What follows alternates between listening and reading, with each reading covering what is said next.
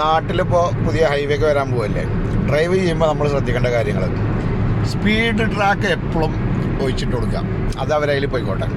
ഒരു 100-110 ആ റേഞ്ചിലൊക്കെ പോകുന്ന ഒരു നാട്ടിൽ 110 രൂപ ഉള്ളല്ലോ അല്ലേ. അപ്പോൾ ഒരു 80-60-90 പോകുന്നവർ ഈ നടുവിൽ പിടിക്കുക. ലോറികൾ, ബസ് പോലുള്ള സ്പീഡ് കുറഞ്ഞ വണ്ടികൾ ഈ ലാസ്റ്റ് ട്രാക്കിൽ പിടിക്കുക. നാട്ടിലാവുമ്പോൾ നേരെ റൈറ്റ് ലെഫ്റ്റ് മാറും കേട്ടോ. ഇതാ ഇങ്ങനെ കണ്ടോ, ലോറി പോകണുണ്ടോ, ഒരു ഡിസ്റ്റർബും ഇല്ല.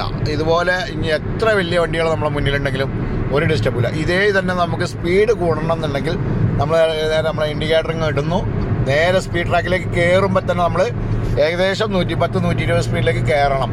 അല്ലെങ്കിൽ എന്ത് സംഭവിക്കുമെന്ന് വെച്ചാൽ ബാക്കിൽ വരുന്ന ആൾ നമ്മളെ തേമ്പിയിട്ട് ഒറ്റ പോകും. അപ്പോൾ ഈ 120 റേഞ്ചിൽ ഓടിക്കാൻ പറ്റുന്നുണ്ടെങ്കിൽ മാത്രമേ സ്പീഡിലേക്ക് കയറാൻ പാടുള്ളൂ. അത് നാട്ടിലുള്ളവർ ഇനി മുതൽ അങ്ങനെ ചെയ്യുമെന്ന് പ്രതീക്ഷിക്കുന്നു. സ്പീഡ് പോകുന്നവർ മാത്രം